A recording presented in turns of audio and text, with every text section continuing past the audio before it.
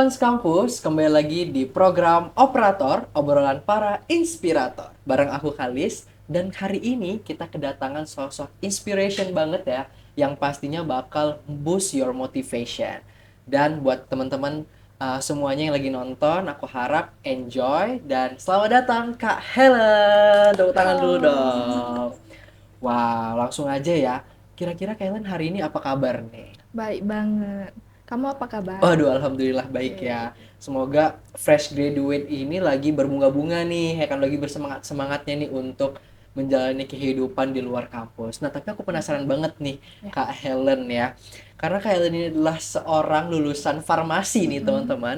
Jadi waktu pertama kali masuk kuliah di USU tuh kira-kira apa sih motivationnya untuk ngambil jurusan farmasi dari sekian banyak jurusan di Universitas Sumatera Utara ini gitu. Oke, motivasi aku ya. Jadi sejak sekolah, aku tuh suka banget sama hafalan gitu. Hmm. Terus juga tertarik sama dunia obat-obatan semenjak eh, pas itu kan masa-masa COVID ya, pas aku SMA. Nah, di sana tuh aku sering nonton drakor juga dan banyak yang berbau dokter gitu, temanya dokter. Jadi dari situ tertarik nih mau eh, kuliah di jurusan yang berbau obat-obatan. Nah, sebenarnya pilihan pertamaku itu kedokteran, bukan farmasi. Hmm. Tapi aku lolosnya di farmasi gitu. Drakor apa itu yang ditonton jadi motivasi Kak Helen tuh? Sebenarnya banyak ya. Partner for Eh, Justice gitu ya. Kayak ada Doctors judulnya gitu. Seru banget ya. Ya jadi kalau yang aku tahu ya teman-teman, Kak Helen ini adalah seseorang yang introvert ya bisa dibilang ya. Tapi sekarang dia lebih tampil percaya diri dan dengan penuh banyak prestasinya ini dari segala bidang. Apa sih sebenarnya titik balik kakak yang menjadi awalnya orang introvert untuk mengembangkan diri untuk show off yourself gitu? Oke. Jadi di sekolah aku tuh anaknya nggak pernah ikut kegiatan sama sekali. Organisasi Hmm. juga nggak pernah, lomba-lomba juga nggak pernah. Jadi aku mulai mengenal dunia lomba organisasi itu di kuliah, di bangku kuliah. Jadi kenapa aku mau coba gitu kan? Karena pas sekolah tuh dari guru-guru juga sering ada motivasi ya. Katanya eh, ayo keluar zona nyaman kamu dan latihan latihan latihan gitu karena kan zaman sekarang public speaking juga sangat berguna ya bagi Benar. mahasiswa juga. Jadi aku mikirnya selama 4 tahun kuliah ini kita kan mahasiswa punya banyak privilege, kenapa nggak dimanfaatin gitu. Eh, jadi aku coba untuk aktif dan coba kegiatan-kegiatan yang produktif untuk cari passion aku. Dari situ mungkin dari latihan-latihan terbentuk ya. Jadi lebih mulai berani bicara di depan umum Hmm. dan mulai berani untuk ambil kesempatan di luar gitu. Benar, keren banget ya, menarik banget teman-teman.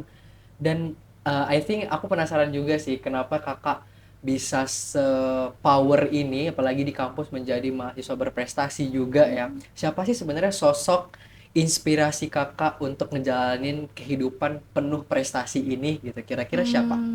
Sebenarnya banyak, tapi yang pertama pastinya dari orang tua dan keluarga. Hmm. Mau banggain mereka gitu dong ya kan, biar berprestasi. Selain itu juga dari diri sendiri punya motivasi, karena setelah ikut banyak kegiatan gini, ada banyak benefit gitu yang aku dapatkan, Hmm. termasuk dari uang saku, pengalaman, networking juga. Nah, dari situ makin punya motivasi untuk maju. Terus juga dari orang-orang sekitar juga, dari dosen pembimbingku juga sangat ngedukung gitu. Selalu support, kasih kesempatan-kesempatan baru dari teman-teman sekitar juga begitu. Makanya Kak Helen ini aktif banget ya teman-teman di kampus. Tapi I think semuanya itu butuh proses dan tantangan gitu ya. Seperti yang teman-teman tahu, Kak Helen ini adalah seorang mahasiswa berprestasi Fakultas Farmasi ya. Dan kemarin juga menjadi salah satu pemenang di tingkat Universitas Sumatera Utara. Boleh dong diceritain gimana sih perjalanan kakak untuk mempersiapkan mahasiswa berprestasi? Apakah menabung prestasi dari awal, maba gitu ya? Boleh? Ya, jadi pas awal-awal nih Mm-mm. jadi mahasiswa berprestasi tuh nggak ada di wishlistku sama Hmm. sekali, ya kan. Jadi pas awal-awal ya aku beradaptasi dulu dengan cari passion aku, ikut-ikut kegiatan, lomba, dari mulai lomba debat itu untuk ngelatih public speaking, terus juga ikut relawan, eh, penuhin CV gitu, terus ikut organisasi di luar dan juga di dalam kampus. Nah, setelah itu dapat info nih dari dosen ada lomba ya kan. Ada lomba, ada kegiatan mahasiswa berprestasi. Jadi tertarik untuk ikut. Nah, dari sana mulai-mulai cari info gimana sih dari alumni yang udah jadi pemenang gitu kan. Cari tema, ide proposalnya, research di sana. Nah, setelah itu barulah aku daftar di sana dan ada banyak tantangan juga, ada banyak drama-drama kayak eh, judul aku itu diganti dan sebagainya sama dosen pembimbingnya. Tapi aku terus coba aja gitu, hantam aja gitu. Nah, di situ ada seleksi kan, seleksi administrasi, seleksi juga presentasi pakai bahasa Inggris. Ternyata aku dapat kesempatan dikasih jadi yang pertama juara satu di tingkat fakultas farmasi dan ngewakilin ke tingkat Uni. USU. Ya. Nah, di situ juga renovasi ideku lagi. Ideku tuh tentang kanker. Jadi ekstra daun Afrika diuji untuk kanker. Jadi kankernya tuh diuji ke sel payudara, sel kanker usus macamnya. Nah, dan juga punya aktivitas antibakteri gitu kan. Nah, jadi itu ideku aku presentasikan di tingkat USU dan setelah seleksi juga dapat dikasih kesempatan jadi yang juara utama. Jadi mahasiswa Gitu. berprestasi utama Universitas Sumatera Utara nih Ya. teman-teman. And also, Kak Helen ini selain jadi mahasiswa berprestasi juga pernah mengikuti pertukaran pelajar ke luar negeri teman-teman. Jadi mungkin aku penasaran banget kakak kemarin itu pertukaran pelajar ke negara apa, terus di sana tuh belajarnya apa? Apakah berbeda ya dengan major yang kakak pelajari di USU gitu? Boleh dong? Jadi yang aku ikutin itu adalah pertukaran pelajar dari program USU-nya, Hmm. Equity USU, ke Korea, lebih tepatnya di Kyunghee University. Nah, Wow. di sana dari farmasi USU tuh dipilih 2 orang untuk ke sana pertukaran pelajar. Nah, kalau pertukaran pelajar pada umumnya kan di kelas-kelas belajar. Nah, yang aku tuh berhubungan dengan lab. Jadi di sana programnya lebih ke penelitian di lab tiap hari, terus buat paper, publikasi jurnal saintifik gitu. Nah, di sana juga banyak ketemu orang-orang luar kayak ada selain Korea ada dari Brazil juga ada Hmm. dari India, Bangladesh. Nah, di sana kami kolaborasi untuk penelitiannya dan penelitiannya tuh lebih ke kanker jadi align sama jurusan aku farmasi juga. Nah, di sana dari usunya juga difasilitaskan, disponsori ada dana dari pesawat, visa, Hmm. dan akomodasi semuanya difasilitasi sama USU gitu. Wow, keren banget ya. Jadi teman-teman kawan sekampus semuanya yang mau mendapatkan pertukaran pelajar juga boleh nih tanya-tanya langsung sama Kak Helen ya nanti ya. Dan pastinya ya teman-teman di sepanjang kuliah Kakak 4 tahun ya berarti Iya, perkuliahannya. 4 tahun. Pasti ada dong titik di mana Kakak ngerasa aduh kok capek banget sih kuliah, titik di mana Kakak ngerasa kayak pengen nyerah aja nih gitu. Dan terus apa sih sebenarnya yang bikin Kakak bangkit lagi dari perasaan seperti itu? Oke, singkat cerita tadi aku ada ceritain kan, farmasi itu kan pilihan kedua aku. Nah, Hmm. di situ aku ada nyoba lagi sekitar 2-3 kali SBM untuk ke kedokteran, tapi nggak lolos gitu. Sekitar semester 5 gitu, udah coba SBM tapi nggak lolos. Nah, dari situ udah ngerasa salah jurusan di farmasi dan mau berhenti aja, tapi mikir lagi udah setengah jalan gitu kan kenapa mau stop gitu ya terobos saja langsung dan tanpa disadari banyak kesempatan kesempatan yang datang karena nggak nyerah gitu kan. Nah, dan dari situ em, merasa oh ternyata dengan adanya kegiatan dan kuliah-kuliah gini banyak memberikan manfaat gitu. Wah. Jadi kita sebagai mahasiswa walaupun ngerasa salah jurusan atau insecure, overthinking itu aku pun sering ngerasa seperti itu, tapi eh, kadangkala perlu di push diri kita untuk maju, untuk coba ambil kesempatan dan berani ambil resiko juga, manfaatin semua privilege kita yang ada seperti privilege coba untuk aktif dan berprestasi. Benar-benar. Jadi tetap keep going on dengan jurusan pilihan kedua kakak ya, karena Iya. ternyata banyak hal-hal baik yang datang gitu ya Mm-mm. dari farmasi ini. And also dari sekian banyak prestasi yang kakak dapetin nih selama perkuliahan, kira-kira mana sih prestasi yang paling berkesan gitu yang kayak rasanya aku nggak bisa lupain nih momen ini gitu. Kalau itu sebenarnya ada banyak cerita di Hmm. tiap prestasi, tapi mungkin ada tiga ya. Yang pertama yang mahasiswa berprestasi. Terus yang kedua dari pertukaran pelajar dan lomba internasional. Kalau untuk yang pertama mahasiswa berprestasi itu bisa dibilang jadi pembuka jalan aku untuk kesempatan-kesempatan seperti ngisi webinar, sharing-sharing dengan teman di luar kampus juga. Terus yang kedua tadi ada pertukaran pelajar. Itu seperti jalan untuk pembuka ke dunia internasional, dunia luar, lebih mengenal culture mereka, terus gimana kehidupan mereka di sana dan budaya mereka.